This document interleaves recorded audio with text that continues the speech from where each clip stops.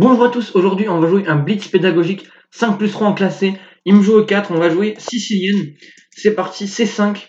On va voir qu'est-ce qu'il nous joue, F4. Il veut jouer une attaque Grand Prix, mais ici c'est réfuté entre guillemets avec la poussée D5 qui vient tout de suite annihiler le centre blanc. Il prend, je reprends la dame. Le coup le plus naturel c'est cavalier C3 ici. Il joue cavalier F3.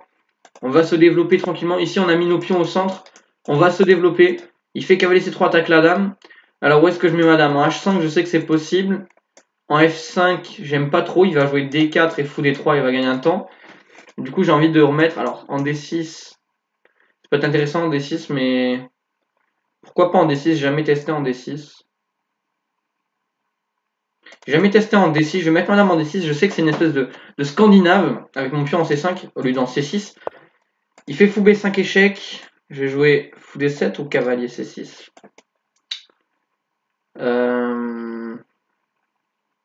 Fou D7. Je me développe. S'il prend, je reprends. Ok, il fait petit roc. Alors là, il me laisse ce pion F4. Il n'y a pas de découverte. Hein. Si je prends F4, il n'y a pas de cavalier E5. S'il fait D4, juste je reviens en C7. Ok, bah, je vais prendre le pion F4, qui est gratuit. C'était l'idée de dame D6 de venir manger le pion F4. Et là, ok, il y a un peu de dangerosité ici.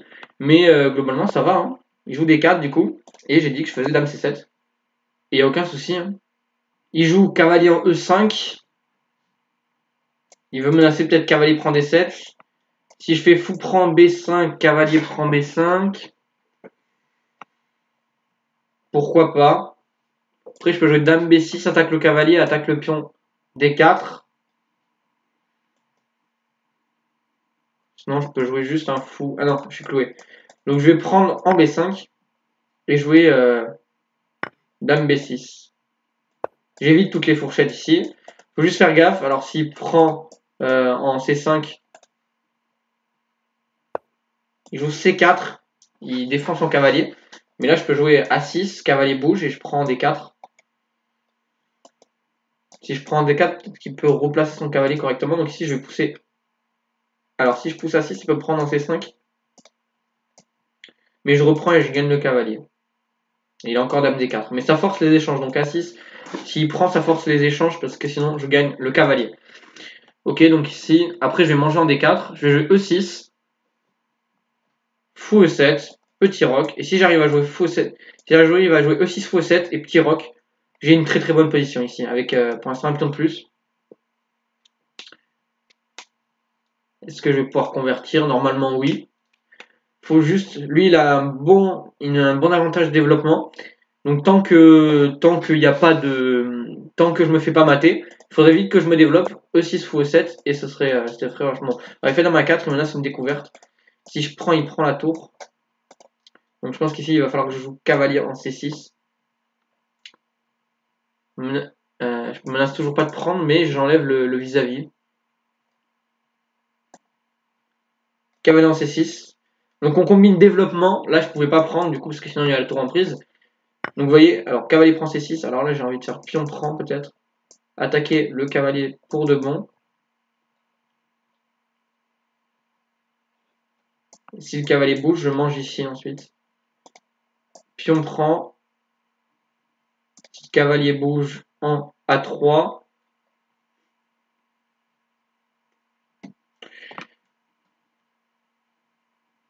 Je peux juste manger le pion aussi.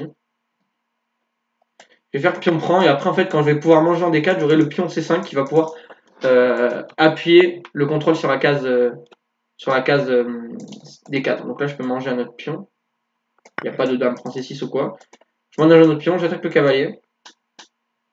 Et ensuite prochain coup ça va être peut-être E5, oui même. Je pense que E6 est plus adapté, mais pourquoi pas E5. Faudrait l'assumer après le pion sur la colonne E. Mais je pense que sinon ça doit aller quand même. Si j'arrive à jouer E6 fou E7, petit roc, ces trois coups-là, j'ai une bien meilleure position. J'ai deux pions de plus pour l'instant.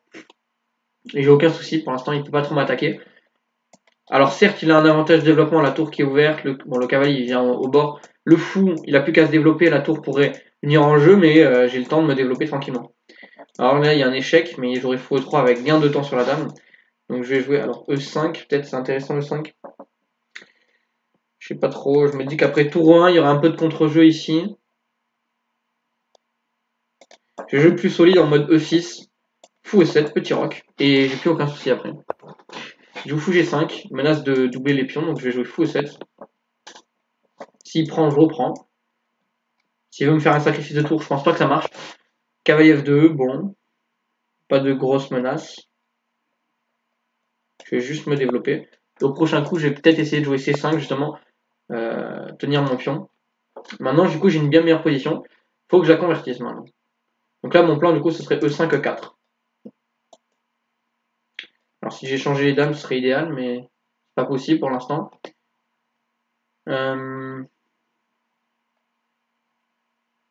Alors, comment on convertit ça? Déjà, je vais attaquer le fou pour le prononcer. Ok, il joue fou H4. Alors, j'hésite avec un G5, mais je pense pas que ce serait incroyable.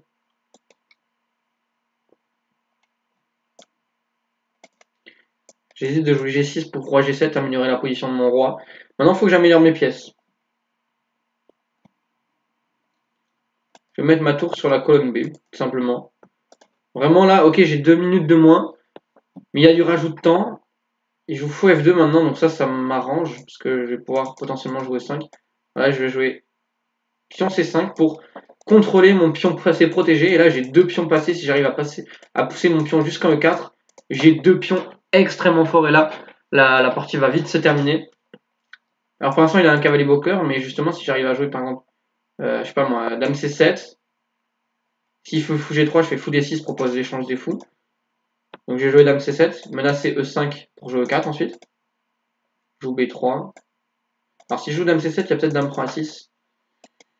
Un petit peu embêtant cette histoire. J'ai joué du coup A5 pour que quand la madame vient en C7, le pion A5 soit défendu. Tour à E1. Il a bien raison. Je vais venir faire la chasse au fou avec mon cavalier. Si le fou, il peut venir en G3 s'il veut se soustraire à l'échange, mais je jouerai fou D6. Et je vais proposer encore un échange de pièces. Si les fous de case noire disparaissent, j'ai la case magnifique en E3. Alors là, il attaque mon fou, mais je peux prendre F2. Si je prends F2, il peut pas prendre mon fou parce que je prends en D3. Du coup, je prends le fou. Et ensuite, je vais avoir un magnifique fou ici qui va permettre de pousser le 5 E4. Tour prend F2. Alors, j'ai même un coup de fou H4 pour faire l'enfilade. Oblige G3, toujours regarder le coup forcé. Et peut-être maintenant fou G5. J'ai affaibli un peu son roi. Ou alors peut-être directement fou G5, menacer fou E3.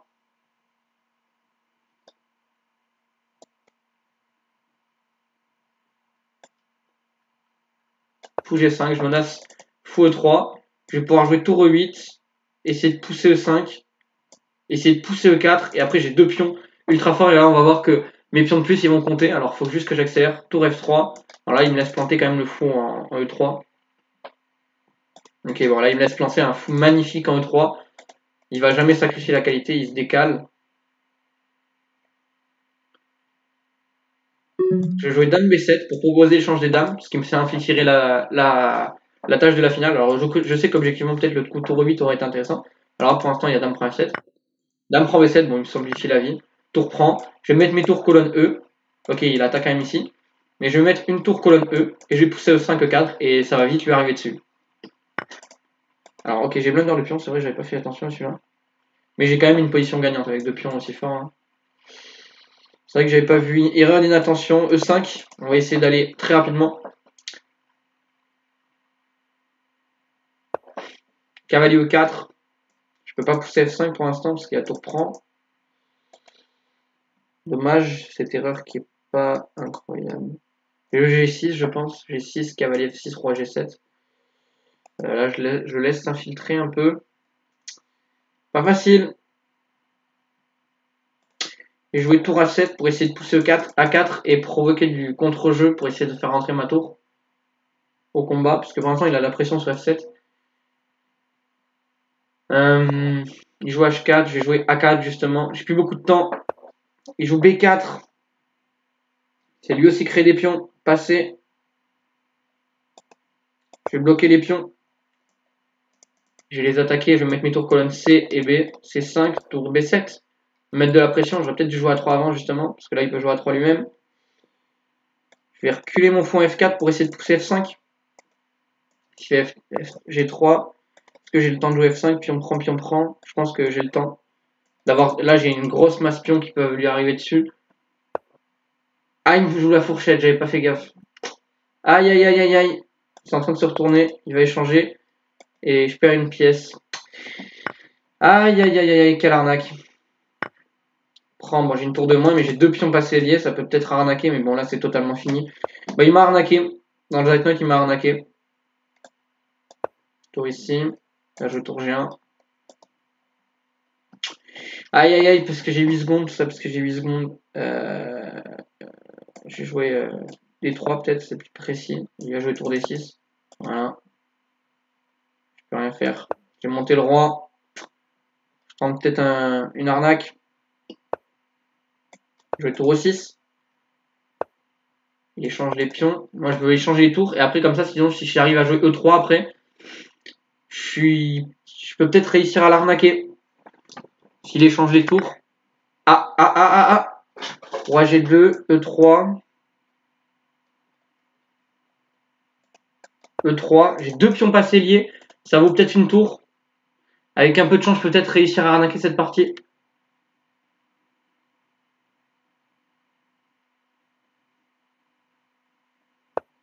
Tour E1, D2, il fait tour E3, il revient derrière. Donc E2. Si j'arrive à jouer roi D6 et D2, je suis bien mieux. Roi D6. Là, je menace D2. Il empêche D2. Et je suis foutu. Bon, je peux jouer encore un peu si vous voulez, mais là, c'est terminé. Bon, je préfère abandonner. Il m'a fait craquer avec le temps. Et donc, c'est parti, on passe à l'analyse. Alors, j'ai mis des lunettes parce que je commençais à avoir mal aux yeux à force de tourner des vidéos. Et j'ai vu que les lunettes de soleil, ça permettait aussi de faire comme les lunettes de vue. Étant donné que j'ai pas de lunettes de vue, je vais tourner peut-être les vidéos dorénavant comme ça. Alors, globalement, maintenant, pour l'analyse, dame prend F4, en fait, c'est une imprécision. En fait, les blancs, après D4, ils ouvrent le centre, ils ont la tour qui, en fait, on a la tour qui est active, le cavalier qui est développé, l'autre cavalier qui est développé, le fou qui est développé. Ils ont 4 pièces de développer. Le fou va pouvoir se libérer. Moi, j'ai encore 3 temps pour me développer. Donc, en fait, ce sacrifice de pion, il était bon pour les noirs et D4 pour les blancs, pardon. Et D4, c'est vraiment le coup. Et après dame C7, il faut pas jouer cavalier E5. En fait, il faut jouer D5. Et je peux jamais trop me développer avec E6 parce que là, il va ouvrir la position avec le clouage sur la diagonale. Par exemple, D5, E6. Là, il peut pas prendre du fou parce que je suis cloué. Et par exemple, si je prends ici, déjà, il y a peut-être pion prend F7 échec et là, il m'ouvre le roi. Mais globalement, ici, si je prends de F, on voit bien que là, la position, en fait, elle est clairement bien pour les blancs là. Parce que juste les blancs vont avoir du jeu ici, ils ont du jeu ici. Ok, certes, je peux me développer, mais j'ai une faiblesse structurelle. J'ai un retard de développement, en fait, c'est beaucoup trop ici pour, pour ma position. Ici, fou prend V5, du coup, était pas une bonne idée. Ici, il fallait jouer juste C prend. Et s'il prenait, en fait, juste ça m'aide à me développer. Ensuite, je joue grand roc. Et j'ai aucun souci, j'ai un pion de plus. Et sur dame prend D4, du coup, ici, on jouait, par exemple, cavalier C6, attaque la dame. Et on va pouvoir, attaque le dame et le cavalier, donc on menace de prendre ici. Du coup, il est obligé de liquider. Et ici, en fait, on va jouer tour D8, on n'a aucun souci, en fait. On va jouer E6, fou E7, petit rang, on va mettre une tour en D8, on a un petit pion de plus. Et on est très très content, on a un fou qui est très bien placé. En fait, cette position, elle est clairement.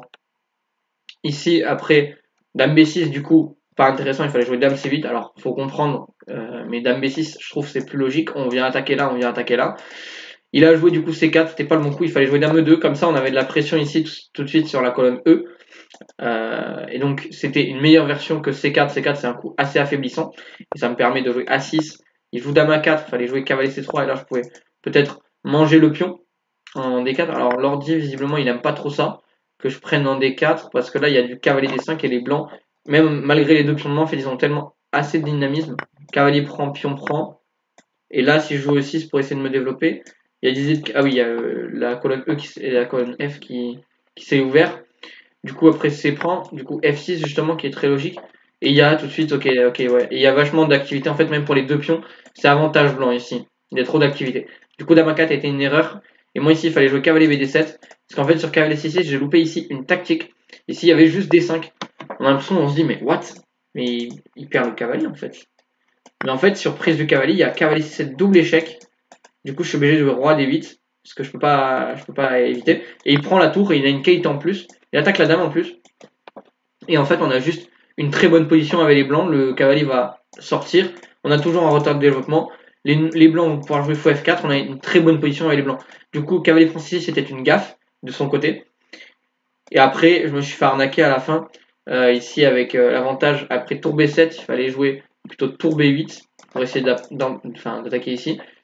Même A3 aussi était un bon coup pour fixer ici. Et justement, ensuite jouer tour B7 ou tour B8 pour venir taper le pion. A3 était une bien meilleure idée, mais je l'ai joué un peu tard. Du coup, j'ai joué tour B7 et en fait, ici, il y a une succession de gaffes avec A3 justement. S'il y avait tout simplement la fourchette avec 12 secondes à la pendule, j'ai même pas fait attention. Il y avait simplement une fourchette et je l'ai pas vu. Voilà, ça arrive. J'ai des erreurs d'inattention. Je fais fou F4, je me dis, je bloque la tour, je joue F5, je joue E4. En fait, je me simplifie que sur mes idées. Et ici, en fait, j'avais simplement cavalier D6 fourchette. Mais après, il devait faire face à un numéro de pion avec F5 E4. Du coup, il a fait G3 qui vient tout de suite empêcher toutes mes ambitions, F5. Et en fait, je m'étais dit, bah, s'il prend F4, je prends E4. Et là, j'ai une belle marée de pions. J'ai 3 pions passés liés au centre. Ça doit clairement gagner, quoi. Même si c'est pas encore simple. Et là, il joue cavalier D6. Et à partir d'ici, je sais que je suis perdant parce que il menace de prendre l'une des tours. Du coup, je suis obligé de bouger. Il mange. Si je bouge mon fou, bah, je pense que la meilleure variante, ça aurait été de bouger mon fou ici et d'espérer, avec ces pions passés, que j'arnaque, mais j'avais quand même une tour de moins. Donc j'ai liquidé, c'est vrai que tour prend C8, c'est pas un bon coup. J'ai pris F4, E4, quand vous êtes moins bien, essayez de créer du contre-jeu. Vous voyez les deux pions passés, s'ils arrivent tout de suite en... S'il y en a un qui arrive en seconde, comme ce qui s'est passé dans la partie, et que l'autre peut arriver en seconde, ça peut valoir une tour, en fait. Deux pions normalement sur la troisième rangée ou la sixième rangée, ça vaut une tour.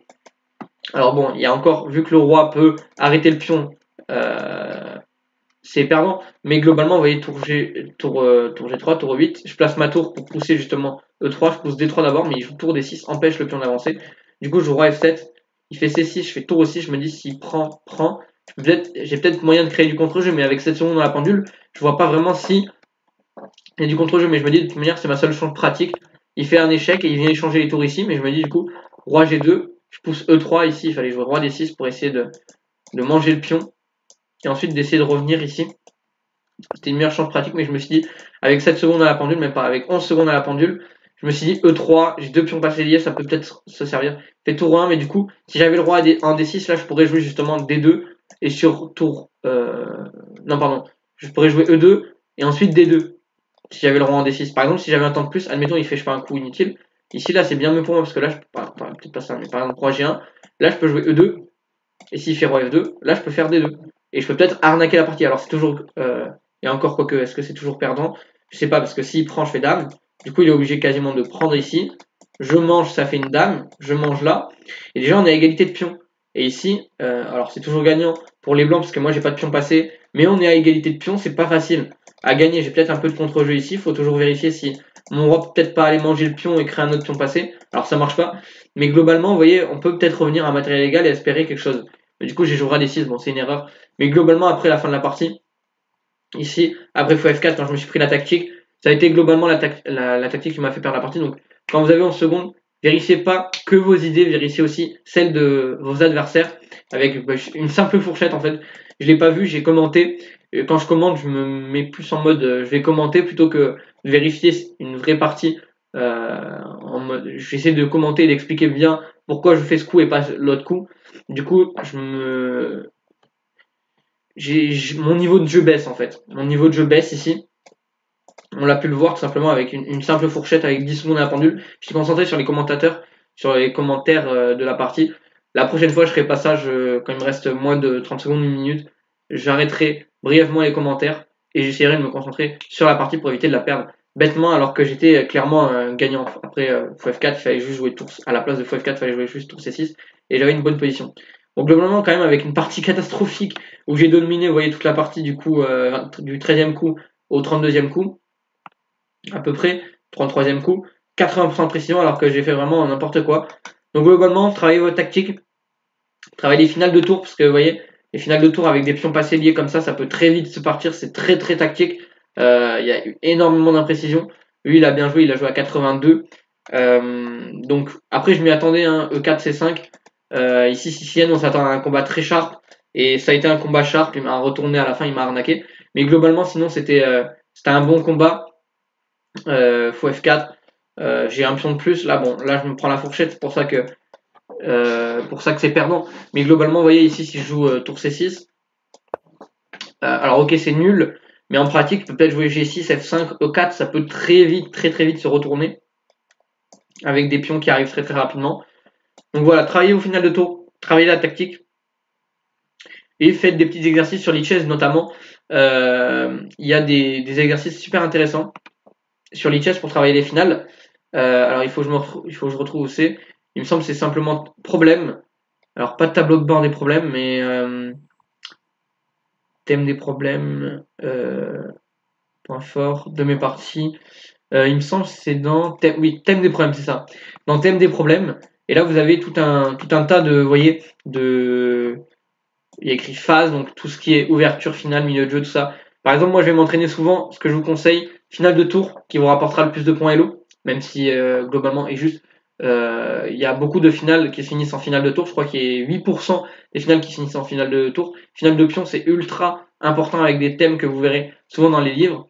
Mais avec ces finales de pion sur le chess, regardez, hein, 115 000, 187 000 pour les finales de tour, vous avez énormément de matériel pour vous entraîner. Donc je vous conseille ça.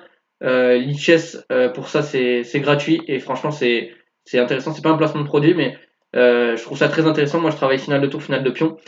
Voilà, on termine la partie là-dessus. J'espère que cette vidéo vous aura plu. N'hésitez pas à lâcher un petit pouce bleu, à vous abonner. Salut à tous, ciao ciao.